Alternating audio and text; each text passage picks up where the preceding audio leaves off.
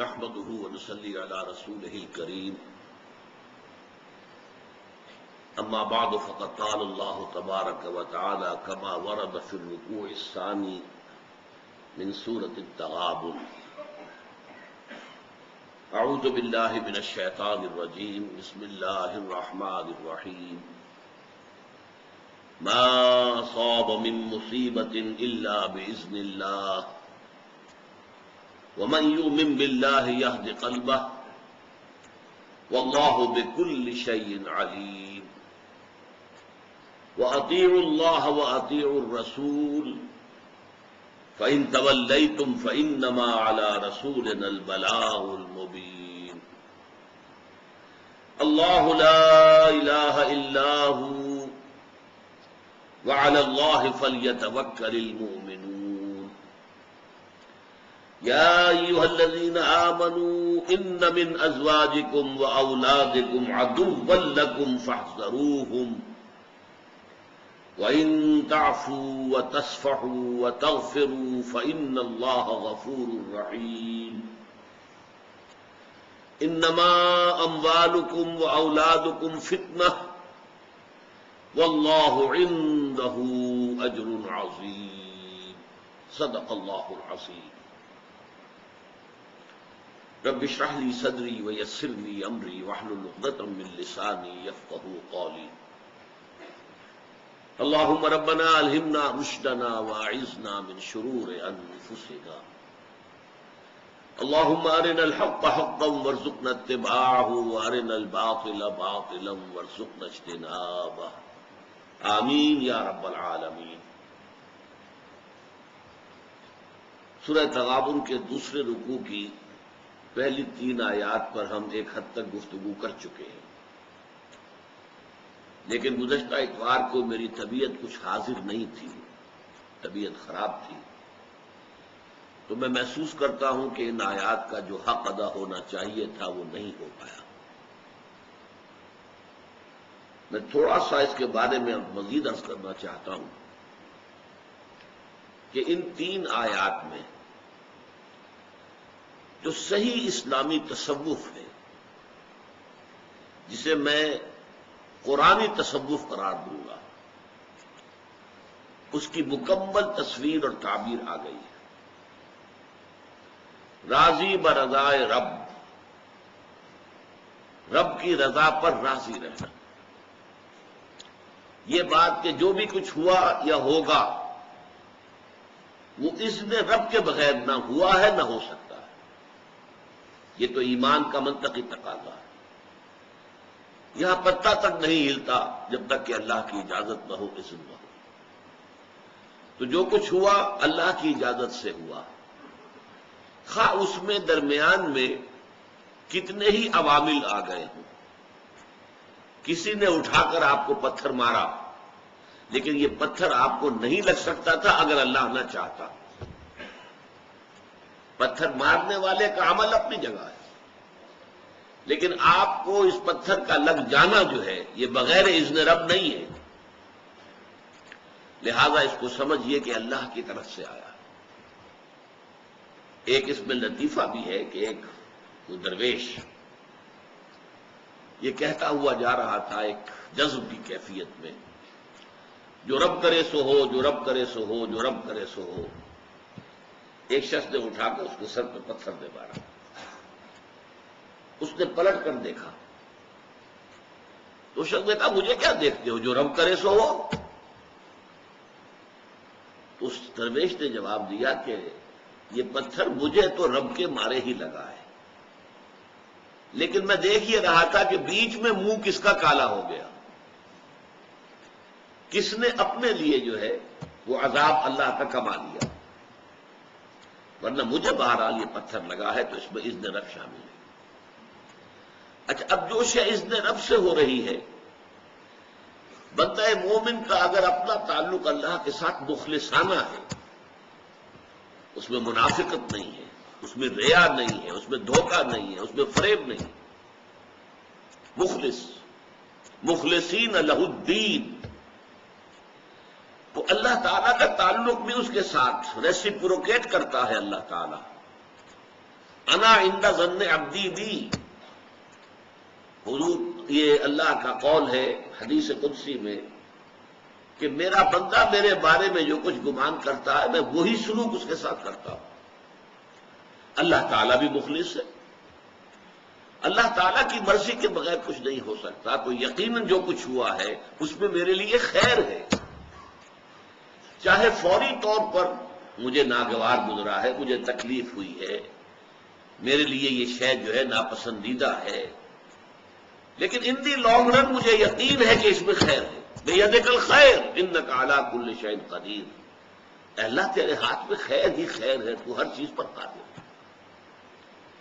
اچھا جو ہوگا وہ بھی اذن رب کے بغیر نہیں ہوگا، یہی تصور اس کے بارے میں ہونا ضروری ہے۔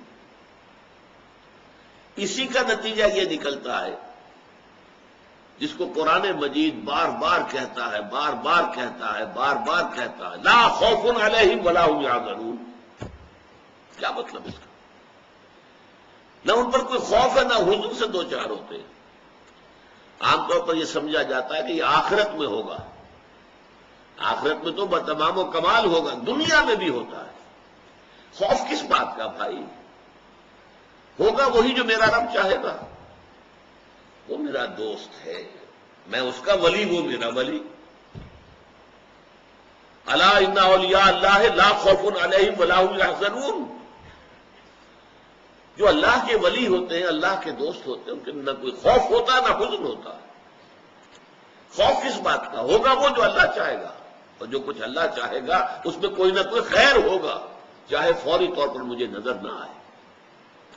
قرآن کہتا ہے سورہ بقرہ میں، عسیٰ ان تکرہوا شیئا وہو خیر لکم وعسیٰ ان تحبوا شیئا وہو شر لکم۔ عین ممکن ہے کہ تم کسی چیز کو ناپسند کرو، دراحالے کہ اسی میں تمہارے لیے خیر ہو، اور عین ممکن ہے کہ تم کسی چیز کو پسند کرو، دراحالے کہ اس میں تمہارے لیے شر ہو۔ اللہ یعلم وانتم لا تعلمون، اللہ جانتا ہے تم نہیں جانتے۔ تم افعال و اعمال و احوال و واقعات کے ظاہر کو دیکھتے ہو، اس سے متاثر ہو جاتے ہو۔ اس کے پردے میں کیا مشیت اذنی ہے، کیا ارادہ خداوندی ہے، اس کے پشت پر کیا چیز ہے جو اللہ تعالیٰ کو مطلوب ہے، یہ ہمیں نظر نہیں آتا۔ وی آر شارٹ سائٹڈ، ہماری نگاہ جو ہے بس کچھ دور تک جاتی ہے، اس سے آگے نہیں جاتی۔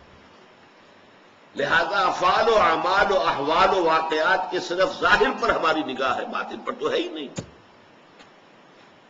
لہذا ہم اس سے متاثر ہوتے ہیں۔ تو در حقیقت ایمان کا حاصل، الا ان اولیاء اللہ لا خوف علیہم ولا هم یحزنون، اللہ کے دوستوں پر نہ کوئی حزن ہے نہ خوف ہے، کوئی سوال ہی پیدا نہیں ہوتا۔ اسی طریقے سے قرآن مجید جو ہے بلند ترین مقام جو انسان کا ہو سکتا ہے، اس کی تعبیر کے لیے الفاظ استعمال کرتا ہے، رضی اللہ عنہم ورضوا عنہ، اللہ ان سے راضی ہو گیا، وہ اللہ سے راضی ہو گئے۔ یہ بابی رضامندی ہے، دو طرفہ، دو طرفہ اللہ کے ساتھ تعلق ہوتا ہے، دو طرفہ تعلق ہوتا ہے۔ تم اللہ سے محبت کرو گے، اللہ تم سے محبت کرے گا۔ تم اللہ کے ساتھ مخلص ہوگے، اللہ تعالیٰ تمہیں واقعتاً اپنا مخلص بندہ بنا لے گا۔ تم اللہ کی طرف چل کر آؤ گے، اللہ تمہاری طرف دوڑ کر آئے گا۔ تم بارش بناؤ گے، اللہ ہاتھ بڑھائے گا۔ تم اسے محفل میں یاد کرو گے، اللہ اس سے کہیں بہتر محفل میں تمہارا تذکرہ کرے گا، ملائکہ مقربین کی محفل میں۔ تم اللہ کو اپنے دل میں یاد کرو گے، اللہ اپنے جی میں تمہیں یاد کرے گا۔ یہ دو طرفہ معاملہ ہے۔ تم اللہ کی مدد کرو گے، اللہ تمہاری مدد کرے گا۔ ان تنصروا اللہ ینصرکم ویثبت اقدامکم، اگر تم اللہ کی مدد کرو گے، اللہ کی مدد سے مراد کیا؟ اللہ کے دین کی مدد، اس کی نصرت، اللہ تمہاری مدد کرے گا۔ یہ رضی اللہ عنہم ورضوا عنہ سورہ مائدہ میں بھی آ رہا ہے، سورہ توبہ میں، سورہ مجادلہ میں، سورہ بینہ میں 4 مرتبہ ہے۔ یہ مضمون جو ہے راضی برضائے رب، تسلیم و رضا، اور دوسری طرف توکل علی اللہ، وسائل و ذرائع میں نتیجہ خیزی کی کوئی صلاحیت نہیں ہے۔ جو بھی اشیاء ہیں ان میں جتنی پراپرٹیز ہیں ان کی وہ اللہ کی عطا کردہ ہے،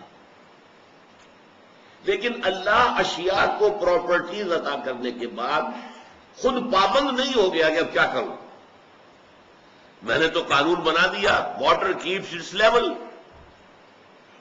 اب میں سمندر کو پھاڑ تو نہیں سکتا، موسیٰ اور ان کے ساتھیوں کو کیسے نجات دوں؟ نہیں، وہ قانون اللہ کی مرضی کے تابع، اللہ جب چاہے قانون توڑ دے، اس کا بنایا ہوا قانون ہے۔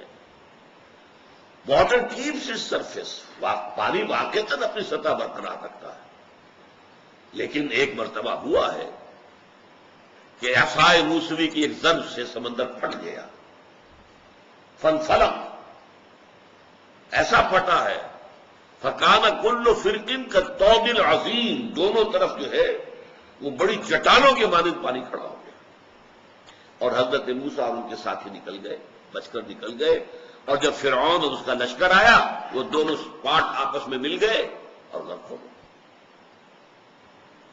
ایسا نہیں ہے کہ اللہ تعالیٰ نے آگ میں جلانے کی صلاحیت پیدا کی ہے تو اللہ کے ہاتھ بن گئے، میں کیا کروں، میں تو کچھ نہیں کر سکتا۔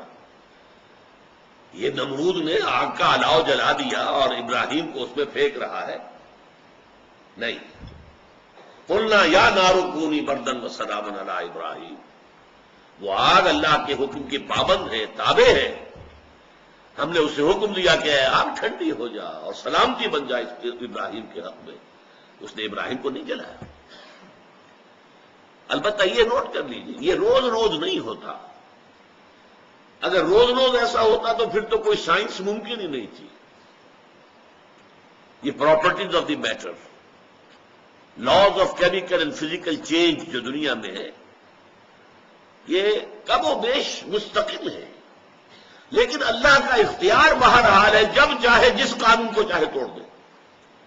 اگر اللہ کا اختیار نہ رہے تو اللہ پھر علی کل شیء قدیر نہیں رہتا، پھر وہ معطل خدا ہے، وہ ثم استوى علی العرش یدبر الامر من السماء الى الارض، کہ وہ تخت حکومت پر متمکن ہے اور آسمان سے زمین کی طرف امر کی تدبیر کر رہا ہے، چلا رہا ہے اس کائنات کو بالفعل، پھر وہ بات نہیں رہتی، پھر معطل ہے خدا۔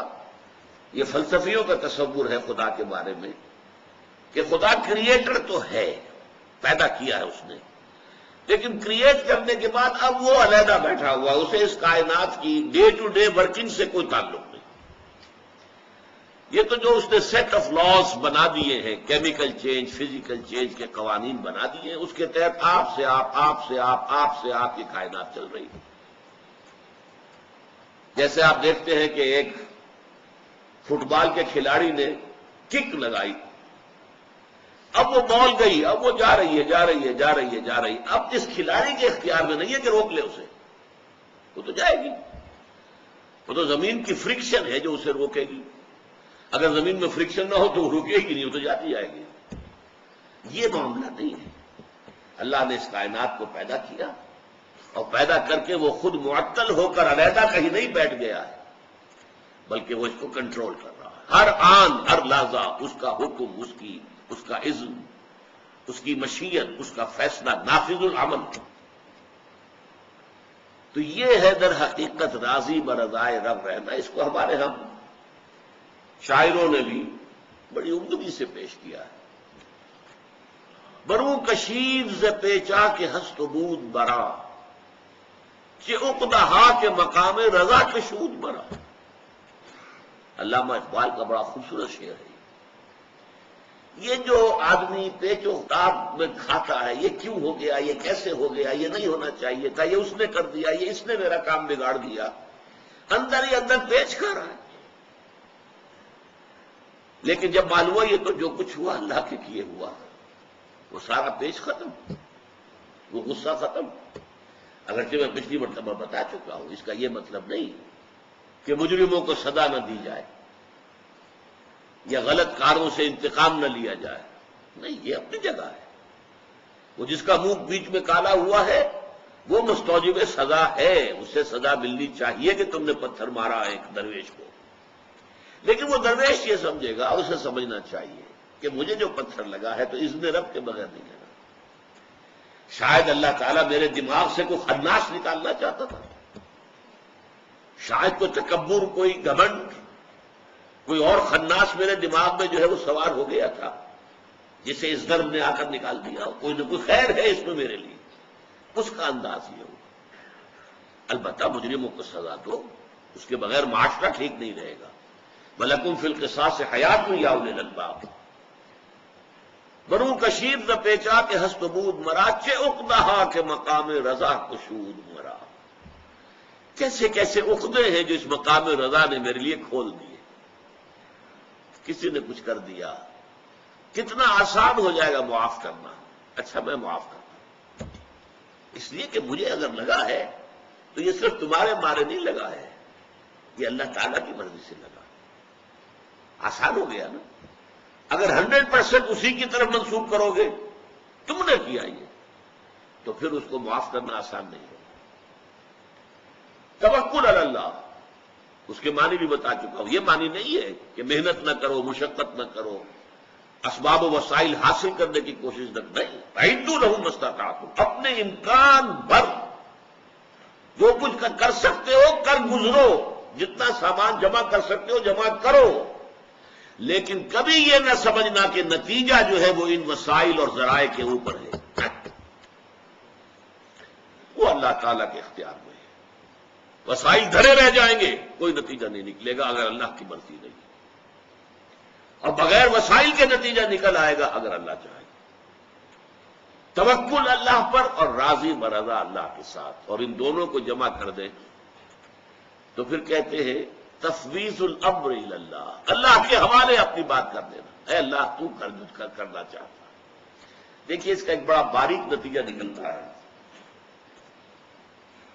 ہم دعا کرتے ہیں اللہ یوں کر دے، کیا مطلب؟ ہم اللہ کو پڑھا رہے ہیں، سکھا رہے ہیں؟ کیا ہم زیادہ بہتر جانتے ہیں اللہ سے؟ کیا پتہ جو ہم مانگ رہے ہیں اس میں خیر ہے بھی کہ نہیں ہے؟ اللہ یعلم وانتم لا تعلمون. عسیٰ ان تکرہوا شیئا وہو خیر لکم. اے اللہ ایسا نہ ہو جائے، ہو سکتا ہے اسی میں خیر ہو، اور اے اللہ ایسا ہو جائے، ہو سکتا ہے اس میں شر ہو. شر مانگ رہے ہو. وَيَكُنْ الْإِنسَانُ بِالشَّرِّ دُعَاؤُهُ بِالْخَيْرِ. انسان کا حال تو یہ ہے کہ بظاہر تو وہ خیر مانگ رہا ہوتا ہے، حقیقت میں اپنے لیے شر مانگ رہا ہوتا ہے. جو چیز مانگ رہا ہے اس کے حق میں شر ہے، اسے معلوم نہیں ہے. دیکھیے دعا کی نفی ہو جائے گی بالکل. میں اللہ کو کیا پڑھاؤں، کیا سکھاؤں؟ وہ سب کچھ جانتا ہے. افوض امری الی اللہ، میں اپنا معاملہ اللہ کے حوالے کرتا ہوں. ان اللہ بصیر بالعباد، اللہ اپنے بندوں کو دیکھ رہا ہے، اسے میرے حالات کا علم ہے، میرے مسائل کا علم ہے، میری مشکلات کا علم ہے. کوئی چیز میں اس کے علم میں اضافہ نہیں کر سکتا. پھر اسے معلوم ہے میرے حق میں کیا بہتر ہے کیا بہتر نہیں ہے. میں کیا پڑھاؤں اور کیا سکھاؤں اور کیا کہوں کہ یہ کر اور یہ نہ کر. ساری دعائیں ختم ہو کر صرف دعائیں رہ جائیں گی اے اللہ ہدایت دے، اے اللہ ہدایت پر استقامت عطا فرما. اور فرض کیجئے کہ آپ کے ذہن میں کوئی بات، کسی چیز کا رجحان ایسا ہو جائے تو اچھا ہے، پیدا ہو ہی گیا، تب بھی آپ دعا کیا کریں گے؟ اس کا نام دعا استخارہ ہے، جس کے بارے میں صحابہ فرماتے ہیں کہ حضور نے ہمیں یہ دعا استخارہ ایسے سمجھائی اور سکھائی اور پڑھائی جیسے قرآن. وہ استخارہ کیا ہے؟ اے اللہ میرے ذہن میں یہ بات آ رہی ہے، لیکن اللہم انی استخیرک بعلمک واستقدرک بقدرتک. اے اللہ میں خیر کا طالب ہوں تیرے علم سے اور تیری قدرت سے. فإنک تعلم ولا اعلم، تو جانتا میں نہیں جانتا. وتقدر ولا اقدر، اور تجھے اختیار حاصل ہے مجھے کوئی اختیار حاصل نہیں. اللہم ان کنت تعلم، اے اللہ اگر تیرے علم میں یہ ہے ان ھذا الامر، کہ یہ معاملہ جو میرے دماغ میں آیا ہے، ان ھذا الامر خیر لی فی دینی و معاشی و عاقبت امری، اگر یہ واقعتاً میرے حق میں خیر ہے دینی اعتبار سے بھی، دنیاوی اعتبار سے بھی اور آخرت کے اعتبار سے بھی، فاقدرہ لی و یسرہ لی ثم بارک لی فیہ، تو پھر اس چیز کو میرے لیے مقدر کر دے، آسان کر دے، مجھے وہ شے دے دے، اور پھر مجھے اس میں برکت بھی عطا فرما۔ وَإِن كُنتَ تَعْلَمُ أَنَّ هَذَا الْأَمْرَ شَرٌّ لِّي فِي دِينِي وَمَعَاشِي وَعَاقِبَةِ أَمْرِي، اگر تیرے علم میں یہ ہے کہ یہ معاملہ شر ہے، جو میرے دماغ میں تو آیا ہے لیکن یہ معاملہ شر ہے میرے لیے، میری دنیا کے اعتبار سے بھی، میرے دین کے اعتبار سے بھی، آخرت کے اعتبار سے بھی، فَاصْرِفْهُ عَنِّي، تو اللہ اس کو مجھ سے دور کر دے، وَاصْرِفْنِي عَنْهُ، مجھے اس سے دور کر دے، اسے مجھ سے دور کر دے، وَاقْدُرْ لِي الْخَيْرَ حَيْثُ كَانَ، اور میرے لیے طے فرما دے خیر بھلائی جہاں بھی کہیں میں ہوں، ثُمَّ أَرْضِنِي بِهِ، پھر مجھے اس پر راضی کر دے، میرے دل میں کوئی شکوہ نہ رہے، یہ نہ یوں نہ ہوتا یہ ہو جاتا، نہیں، پھر اللہ پر گویا کہ ووٹ آف نو کانفیڈنس ہے، یہ یوں ہو جاتا یوں نہ ہوتا، کیا ہے اللہ نے تو انہیں it's a vote of confidence, no confidence in اللہ۔ یہ ہیں اصل میں چیزیں ایمان کے اصل حقائق۔ جو شخص ان کے اس کیفیت کے جتنا نزدیک ہوگا اتنا ہی واقعتاً ایمان اس کی دلوں کی، اس کے اعصاب، اس کی سوچ، اس کی گہرائیوں میں اتر گیا، اور جتنا اس کیفیت سے محروم ہوگا، چاہے اس نے داڑھی کتنی لمبی کر لی ہو اور جبہ قبا یہ وہ سب کچھ کر لیا ہو، حقیقت ایمان سے بہرہ نہیں۔ اس سلسلے میں 2 حدیثیں بھی آپ کو سنانا چاہتا ہوں۔ حضرت ابو ہریرہ سے روایت ہے رضی اللہ تعالیٰ عنہ، صحیح مسلم کی روایت ہے، حضور نے فرمایا المومن القوی خیر واحب الی اللہ من المومن الضعیف، مومن طاقتور جو ہو وہ بہتر بھی ہے، اللہ کو زیادہ محبوب بھی ہے ایک کمزور مومن کے مقابلے میں۔ وفی کل خیر، ہاں خیر سب میں ہے، کمزور ہے مومن یا قوی ہے، خیر سب میں ہے۔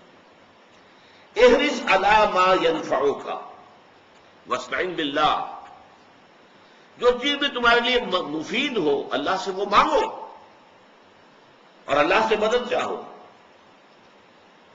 وَإِنْ أَصَابَكَ شَيْءٌ فَلَا تَقُلْ لَوْ أَنِّي فَعَلْتُ كَانَ كَذَا وَكَذَا، اگر کوئی تمہیں تکلیف آ جائے تو کبھی نہ کہنا کاش میں نے یوں کیا ہوتا تو ایسے ہو جاتا، ایسے ہو جاتا، میں بچ جاتا، ولیکن قل، کہو قدر اللہ، اللہ کی طرف سے یہی فیصلہ تھا، یہ اللہ کی طرف سے تھا، اس میں اگر مگر یوں کرتا تو ہو جاتا اور ایسا کرتا تو ہو جاتا، فلاں یہ نہ کرتا تو یوں ہو جاتا، یہ سارا معاملہ کیا ہے؟ وما شاء فعل، جو اللہ چاہتا ہے کرتا ہے۔ فإن لو تفتح عمل الشیطان، اس لیے کہ یہ کلمہ لو جو کاش ایسا ہو جاتا، کاش میں یہ کر لیتا اس وقت، تو پھر یہ مصیبت ٹل جاتی، یہ شیطانی عمل کا آغاز ہے۔ یہ ہے حقیقت ایمان۔ اور سنیے، حضرت عبداللہ ابن عباس رضی اللہ تعالیٰ عنہما سے روایت ہے ترمذی شریف میں، حضور نے خاص طور پر ایک مرتبہ تلقین فرمائی باتیں، وعلم، اے نوجوان اس حقیقت کو جان لے، ان الامة لو اجتمعت على ان ينفعوك بشيء لم ينفعوك الا بشيء قد كتب الله لك، تمام انسان جمع ہو کر تمہارے لیے کوئی خیر کرنا چاہیں، بھلائی کرنا چاہیں، نہیں کر سکتے مگر بس وہی کچھ جو اللہ نے طے کر دی ہو۔ وَإِنِ اجْتَمَعُوا عَلَىٰ يَضُرُّوكَ بِشَيْءٍ لَمْ يَضُرُّوكَ إِلَّا بِشَيْءٍ قَدْ كَتَبَ اللَّهُ لَكَ، تمام انسان مل کر تمہیں کوئی تکلیف پہنچانا چاہیں نہیں پہنچا سکتے مگر صرف وہی جو اللہ کی طرف سے لکھی ہوئی ہے مقدر۔ تو بتائیے کس سے لالچ، کس سے توقع؟ اللہ کے سوا نہ کسی سے توقع رکھو۔ یہ طول عمل جو ہوتا ہے دنیا میں، امیدیں، آپ امیدیں رکھیں گے تو مایوسیاں بھی بہت ہوگی، دوست سے یہ امید نہیں تھی جو اس نے کیا ہے، آپ نے امید رکھی کیوں تھی؟ اس کی امیدیں قلیل، اس کے مقاصد جلیل، امیدیں بہت کم رکھو، جو رکھو اللہ سے رکھو، ماں سوا اللہ سے امیدیں نہ رکھو، اس کی امیدیں قلیل، اس کے مقاصد جلیل، زندگی کے اندر اپنے مقاصد بلند کریں۔ بڑا پیارا ایک واقعہ ہوا تھا، مولانا محمد علی جوہر رحمۃ اللہ علیہ ایک دفعہ جیل گئے تو ان کی ایک بیٹی جوان بیمار ہوئی اور فوت ہو گئی۔ دوسری دفعہ جیل گئے تو ایک اور بیٹی اسی مرض میں مبتلا ہو گئی۔ جیل میں اطلاع آئی، جیل سے خط لکھا لیکن نظم کی شکل میں، تیری صحت ہمیں منظور ہے لیکن اس کو نہیں منظور تو ہم کو بھی منظور نہیں۔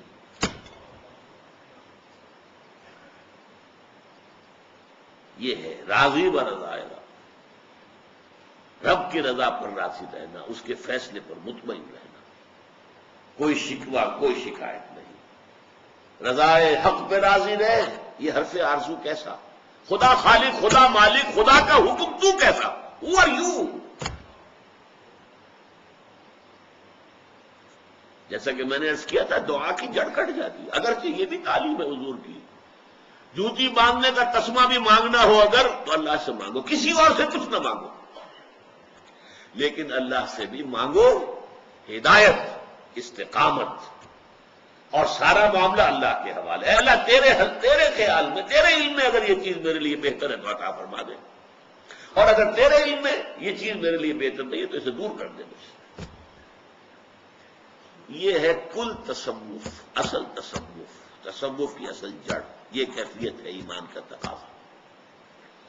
اب آئیے، یہ جو 3 آیتیں تھیں یہ میں نے عرض کیا تھا آپ سے، ایک فرد کو انڈیویجول کی حیثیت سے جو حالات و واقعات اس پر وارد ہوتے ہیں اور جو افعال و اعمال اس سے صادر ہوتے ہیں، 2 ہی ہے نا ہماری شخصیت کے پہلو۔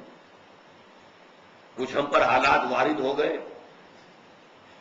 آفاقی کوئی بات ہو گئی، زلزلہ آ گیا، سیلاب آ گیا، سائیکلون آ گیا، وغیرہ وغیرہ، یا بیماری ہو گئی، کینسر ہو گیا، کچھ بھی ہو گیا، جو بھی ہے اچھا اللہ کی مرضی ہے، جو اللہ کا فیصلہ راضی ہے، اور جو صادر ہو رہا ہے وہ ہو اطاعت کے سانچے میں ڈل کر، وَأَطِيعُوا اللَّهَ وَأَطِيعُوا الرَّسُولَ فَإِن تَوَلَّيْتُمْ فَإِنَّمَا عَلَىٰ رَسُولِنَا الْبَلَاغُ الْمُبِينُ۔ اطاعت کرو، اللہ کی اطاعت کرو، رسول کی، اور اگر تم نے منہ موڑ لیا تو جان لو کہ ہمارے رسول پر سوائے صاف صاف پہنچا دینے کی اور کوئی ذمہ داری نہیں۔ بڑا پیارا شعر یاد آیا ہے مجھے، فانی تیرے عمل ہمتن جبر ہی سہی، سانچے میں اختیار کے ڈھالے ہوئے تو ہیں۔ ہمیں محسوس تو ہوتا ہے نا کہ ہمارا اختیار ہے، میں یہ کروں یا نہ کروں، اس کو اٹھا لوں یا نہ اٹھاؤں، اٹس مائی چوائس۔ لیکن ایک خیال یہ کہ نہیں، انسان جو ہے وہ مجبور محض ہے، میں اس کا قائل نہیں ہوں اس وقت، وہ تو شعر اچھا ہے اس لیے سنا دیا آپ کو۔ میں کہتا ہوں اگرچہ مجھے میرے نفس کی کوئی خواہش ہے، وہ نفس کی خواہش ہے، لیکن وہ اطاعت خداوندی اور اطاعت رسول کے سانچے میں ڈل کر ہو۔ پیٹ کھانے کو مانگتا ہے، حلال کھاؤ، حرام مت کھاؤ۔ جنسی شہوت ہے، حلال سے پوری کرو، حرام سے نہیں۔ تمہارے سارے تقاضے چاہے وہ ذاتی ہیں، نفسانی ہیں، کوئی پرواہ نہیں، اللہ نے وَإِنَّ لِنَفْسِكَ عَلَيْكَ حَقًّا، تمہارے نفس کے بھی تم پر حقوق ہیں، نفس کے حقوق بھی پورے کرو، ادا کرو، لیکن سانچے میں اطاعت کے ڈھالے ہوئے تو ہوں، وہ اللہ تعالیٰ، اللہ کے رسول، ان کی اطاعت کے سانچے میں ڈھلے ہوئے وہ افعال و اعمال تم سے صادر ہوں، اور جو کچھ تم کر رہے ہو اس میں نتیجہ اللہ کے ہاتھ میں، توکل اللہ پر، وسائل پر نہیں، اپنی ذہانت پر نہیں، اپنی کوشش پر نہیں، وسائل و ذرائع پر نہیں، اللہ کے ساتھ۔ اب اگلے چلیے، انسان دنیا میں اکیلا اکیلا نہیں ہے، 2 قسم کے بندھنوں میں بندھا ہوا ہے۔ ایک بندھن ہے رشتہ داری، کسی کا وہ بیٹا ہے، کوئی اس کا بیٹا ہے، کسی کا وہ بھائی ہے، کوئی اس کا بھائی ہے، کسی کا وہ شوہر ہے، کوئی اس کی بیوی ہے، یا بیوی کا کوئی شوہر ہے، رشتہ دار ہیں، کنبہ ہے، قبیلہ ہے، سپورٹرز ہیں۔ ان کے ساتھ طرز عمل کیا ہونا چاہیے اگر ایمان ہے؟ نفسیاتی کیفیت میں کیا تبدیلی آئے گی اگر ایمان؟ دوسری قسم کے بندھن زندگی کی ضروریات ہیں، جس کے لیے کچھ مالی ذرائع کی ضرورت ہے، پیٹ لگا ہوا ہے، اپنا اور اپنے بال بچوں کا پیٹ پالنا ہے، پیسہ چاہیے، مال چاہیے، کوئی نہ کوئی گھروندہ، کوئی چھت، کوئی تو ہو جس کے نیچے سونا ہے۔ تو مال و اسباب دنیاوی اور دنیاوی رشتہ داریاں، یہ دو چیزیں ہیں کہ ایک انڈیویجول، اپنے انڈیویجول حیثیت میں ہم بحث کر چکے، جو کچھ وارد ہوا اور جو کچھ صادر ہوا۔ اب یہ انڈیویجول جو ہے وہ معاشرے کا فرد ہے، رشتہ داریاں ہیں، ان کے بارے میں کیا نقطہ نظر ہوگا، اور اس کی مالی ضروریات ہیں، احتیاجات ہیں، اس کے بارے میں کیا طرز عمل ہوگا۔ فرمایا یا ایھا الذین آمنوا ان من ازواجکم واولادکم عدوا لکم فاحذروہم۔ اہل ایمان، تمہاری بیویوں میں سے اور تمہاری اولاد میں سے تمہارے دشمن ہیں، ان سے بچ کر رہو۔ عجیب مقام ہے یہ قرآن کا، جو عزیز ترین جو ہو سکتا رشتہ۔ اقبال نے ایک مصرے میں جمع کیا ہے، یہ مال و دولت دنیا یہ رشتہ و پیوند، بتان وہم و گمان لا الہ الا اللہ۔ یہ نظم علامہ اقبال کی بڑے کسی گہری کیفیت کے اندر جو ہے ڈوب کر کہی گئی ہے۔ خودی کا سر نہاں لا الہ الا اللہ۔ یہ نغمہ فصل گل و لالہ کا نہیں پابند، بہار ہو کے خزاں لا الہ الا اللہ۔ یہ مال و دولت دنیا یہ رشتہ و پیوند، بتان وہم و گمان لا الہ الا اللہ۔ اب یہاں قرآن کیا کہہ رہا ہے؟ یہ تمہاری بیویاں اور تمہاری اولاد ان میں سے تمہارے دشمن ہیں۔ کیسے؟ ان کی فطری محبت اللہ نے تمہارے دلوں میں ڈالی ہوئی ہے۔ فطری ہے کہ نہیں؟ یہی ہے خطرے کی گھنٹی، یہی ہے۔ کہیں ذرا تم بے احتیاط رہو گے، غیر محتاط ہوگے، یہ محبت تجاوز کر کے اللہ کی محبت پر غالب آ جائے گی، اللہ کے رسول کی محبت پر غالب آ جائے گی، اللہ کی راہ میں جہاد کی محبت پر غالب آ جائے گی، اور تمہاری عاقبت برباد ہو جائے گی۔ تو یہ محبت فطری پوٹینشل ڈینجر ہے، اٹس اے ریڈ سگنل۔ ہاں ڈالنا ضروری تھا، اس کے بغیر تمدن کی گاڑی چلتی ہی نہ۔ اولاد کی محبت اگر والدین کے دل میں نہ ہو تو اولاد کی پرورش ہو سکتی ہے؟ بیوی کی شوہر سے، شوہر کی بیوی سے اگر محبت نہ ہو تو کیا گھر کا ادارہ چل سکتا ہے؟ اللہ کو اس دنیا میں تمدن برقرار رکھنا ہے، نسل انسانی کو چلانا ہے، لہذا محبت ڈال۔ یہی محبت در حقیقت تمہارے لیے خطرے کا نشان ہے، خطرے کی گھنٹی ہے۔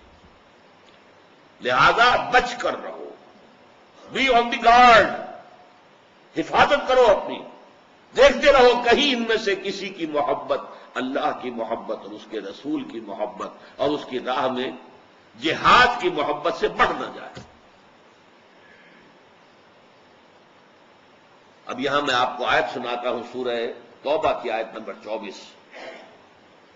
قل، اے نبی ان سے کہہ دیجئے، ان کان آباؤکم و ابناؤکم و اخوانکم و ازواجکم و عشیرتکم واموال اقترفتموها وتجارة تخشون كسادها ومساكن ترضونها احب اليكم من الله ورسوله وجهاد في سبيله فتربصوا حتى ياتي الله بامره والله لا يهدي القوم الفاسقين۔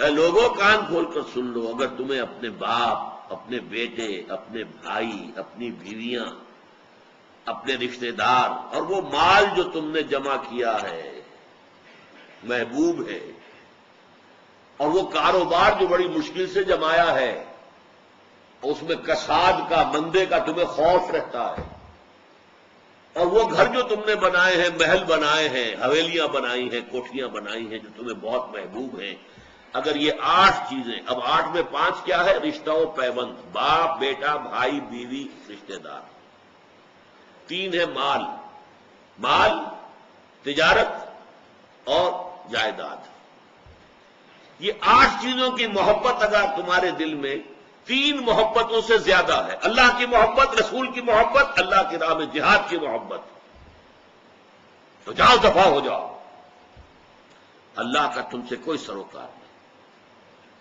اور اللہ ایسے ناہنجاروں کو، ایسے نافرمانوں کو زبردستی ہدایت نہیں دیتا. گو اینڈ ویٹ،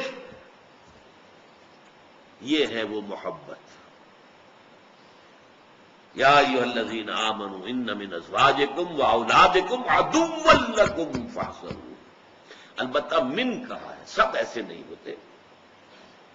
حضرت خدیجہ بھی تو تھی نا، وہ تو ہر مرحلے پر معاون تھی حضور کی. بیویاں ایسی بھی ہوتی ہیں، اللہ تعالیٰ عطا فرما دے جس کو فرما دے. اولاد ایسی بھی ہوتی ہے جو والدین کے لیے ایسٹ بن جائے، صدقہ جاریہ بن جائے. عام قاعدہ کیا ہے، عام قانون کیا ہے کہ ان کی محبت، انہیں اچھے سے اچھا کھلانا ہے، اچھے سے اچھا پہنانا ہے، تعلیم اعلیٰ کرانی ہے، امریکن اسکول میں داخل کرنا ہے. جائز ذرائع سے ممکن نہیں ہے، حرام سے کماؤ، مارے گئے، برباد ہو گئے. حضور نے فرمایا سب سے بڑا بدبخت وہ ہے جو دوسروں کی دنیا بنانے کے لیے اپنی آخرت برباد کرے. تم اولاد کی دنیا بنا رہے ہو اور اپنی آخرت برباد کر رہے ہو. ان کی محبت کی وجہ سے تم نے حرام خوری شروع کی ہے. ان من ازواجکم واولادکم عدوا لکم فاحذروہ. یقیناً تمہاری اولاد اور تمہارے بیویوں میں سے تمہارے دشمن ہیں، بس بچ کر رہو، محفوظ رہو. Be on the guard, be on the alert. کہیں ایسا نہ غفلت ہو اور وہ محبت چپکے سے آ کر اور آپ کے دل میں براجمان ہو جائے اللہ کی محبت سے اوپر، اور آپ کو پتہ بھی نہ چلے. لیکن اس کا یہ مطلب بھی نہیں، یہ قرآن مجید کی، قرآن میں جو توازن ہے، توازن، اس کی سب سے اعلیٰ مثال یہ آیت ہے. ایک طرف بیوی اور اولاد کو دشمن قرار دیا جا رہا، دوسری طرف وَإِن تَعْفُوا وَتَصْفَحُوا وَتَغْفِرُوا فَإِنَّ اللَّهَ غَفُورٌ رَحِيمٌ. اگر تم معاف کرتے رہو، اگر چشم پوشی سے کام لو، ان کی خطائیں بخشتے رہو، تو اللہ بھی تو غفور الرحیم ہے. 3 الفاظ ہم مانیں. یعنی یہ نہیں ہو جانا چاہیے کہ گھر کا معاملہ جو ہے وہ ایک جنگ کا نقشہ، جنگ کے میدان کا نقشہ پیش کر رہا ہو، ہر وقت جو ہے لان تان ڈان ڈپٹ. نہیں، اس سے تو رد عمل بھی پیدا ہو سکتا ہے، ضد پیدا ہو جاتی ہے. اکثر مذہبی گھرانوں کے ساتھ یہ حادثے پیش آتے ہیں، بھیجا، زبردستی، جبر. نتیجہ کیا ہوتا ہے؟ رد عمل، بغاوت.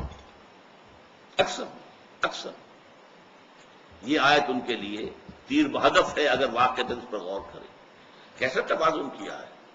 ایک طرف تو سمجھو ان کی جو فطری محبت میرے دل میں ہے وہ میرے لیے ریڈ سگنل ہے، I have to be on the guard. ان میں سے کسی کی محبت بڑھ نہ جائے اللہ کی محبت اور اس کے رسول کی محبت اور اس کی راہ میں جہاد کی محبت سے. دوسری طرف یہ نہیں کہ ہر وقت ڈنڈا ہاتھ میں ہے، ڈنڈا چلا رہے ہیں، اور گھر میں جو ہے وہ میدان جنگ کا نقشہ نہیں. معاف بھی کیا کرو. ان تعفوا تصفحوا، صفا کہتے ہیں. یہ صفا ورق کا ایک پہلو جو ہے صفا ہے. چشم پوشی کر لینا، ذرا اپنا رخ موڑ لینا. آپ نے دیکھ لیا ہے کہ بیٹا کیا کر رہا ہے، لیکن ایک تو یہ فوراً ڈانٹ ڈپٹ کیا کر رہے ہو، تم غلط کام کر رہے ہو. ایک یہ کہ دیکھا اندیکھا کر دیا، یہ ہے صفا. نظر انداز کر دینا، رخ پھیر لینا. تغفروا، ڈھانپ دینا. مغفر کہتے ہیں خوج کو، لوہے کی ٹوپی جو سر پر کوٹتے تھے کہ تلوار کا وار آئے تو سر بچے. تو گناہ کے اوپر ٹوپی اڑا دو، گناہ کو چھپا دو. یہ کام اگر کرتے رہو گے، مناسب انداز میں تلقین ہو، تعلیم ہو، سب سے بڑی بات یہ کہ اپنی مثال سے تعلیم دو. اگر اپنے ہاں کہیں پانی مر رہا ہے، اپنی سیرت و کردار کے اندر اگر منافقت ہے، تو اولاد کے اندر اس کا رد عمل لازماً پیدا ہوگا. کیونکہ آپ دنیا سے اپنی باتیں چھپا سکتے ہیں، گھر والوں سے تو نہیں چھپا سکتے. گھر کا بھیدی لنکا ڈھائے. تو یا ایھا الذین آمنوا ان من ازواجکم واولادکم عدوا لکم فاحذروہم وان تعفوا وتصفحوا وتغفروا فان اللہ غفور رحیم. انما اموالکم واولادکم فتنہ. اب وہ مال کا معاملہ آیا. جان لو تمہارا مال اور تمہاری اولاد تمہارے لیے فتنہ ہے. فتنہ کسے کہتے ہیں؟ فتنہ کہتے ہیں کسوٹی، جس پر کہ رگڑ کر دیکھتے ہیں کہ یہ سونا جو ہے ٹھیک ہے یا کوئی جعلی ہے. فتنہ کسوٹی کو کہتے ہیں. یہ جسے تم ایسٹ سمجھ رہے ہو، یہ فتنہ ہے تمہارے لیے. اللہ جانچ رہا ہے. اولاد تمہیں دی ہے، کیا بنا رہے ہو اولاد کو؟ ان کی تربیت کیسے کر رہے ہو؟ اللہ کے بندے بنا کر اٹھا رہے ہو یا تعلیم تو دلوا رہے ہو ایسے اسکولوں میں جہاں 10,000 روپے فیس دینی پڑ رہی ہے، لیکن ان کی دینی تعلیم و تربیت کا کوئی خیال نہیں. کیا بنا رہے ہو اولاد کو؟ فیل ہو گئے تم. اچھا، یہاں مال کے ساتھ اولاد کو جمع کیا. اولاد دونوں میں مشترک ہو گئی. ایک محبت جو بیویوں کی محبت اور اولاد کی محبت، ایک مال اور اولاد جمع کیا گیا. اولاد دونوں میں آ گئی، اس لیے کہ اولاد ایک ایسٹ بھی ہے. اولاد کو انسان سمجھتا ہے کہ ہمارے بڑھاپے کا سہارا ہے. ہم انویسٹ کر رہے ہیں، جیسے آپ انویسٹ کرتے ہیں کہ بڑھاپے میں کام آئے. آپ اولاد میں انویسٹ کرتے ہیں اپنے آپ کو تاکہ بڑھاپے میں وہ آپ کا سہارا بنے. تو اولاد کی 2 حیثیتیں ہو گئی. ایک طبعی محبت اولاد ہونے کی بنا پر، اور ایک ایسٹ. یہ گویا کہ تمہارے لیے ایک جائیداد ہے، تمہارے آخرت کا، تمہارے بڑھاپے کا سہارا بننے والی شے ہے. ان دونوں کو کہا انما اموالکم واولادکم فتنہ. یہ فتنہ ہے، اللہ آزما رہا ہے. تم نے اپنے اولاد کو کیا بنانا چاہا. اور یہ اچھی طرح جان لیجئے، کسی انسان کی اصل باطنی شخصیت اگر دیکھنی ہو جو ہم نہیں دیکھ سکتے، کسی کے دل میں کیا ہے، لیکن اس کی باطنی شخصیت حویدہ ہو جاتی ہے اس سے کہ وہ اپنی اولاد کو کیا بنانے کی کوشش کر رہا ہے. وہ اس کی ویلیوز ہیں، وہ اس کی پرائیورٹیز ہیں. اس کی زبان پہ چاہے کچھ بھی ہے، نیکی ہے اور سب کچھ ہے، لیکن اولاد کو جو کچھ وہ بنانے کی کوشش کر رہا ہے، that reflects his real inner personality. اس کی اصل اقدار کیا ہے، اس کی ویلیوز کیا ہے، اس کی پرائرٹیز کیا ہے، وہ دیکھنی ہو تو دیکھو اولاد کو کیا بنا رہا ہے. انما اموالکم واولادکم فتنہ واللہ عندہ اجر عظیم. اور جان لو صرف اللہ کے پاس اجر عظیم ہے. یہ اس کو کہتے ہیں اسلوب حصر. آپ اولاد میں اپنے آپ کو انویسٹ کریں کہ اولاد بڑھاپے میں کام آئے گی، کبھی یہ توقع نہ رکھنا. دنیا والوں سے تو توقع منقطع کر دو. ان کی امیدیں قلیل، ان کے مقاصد جلیل. ہاں، اولاد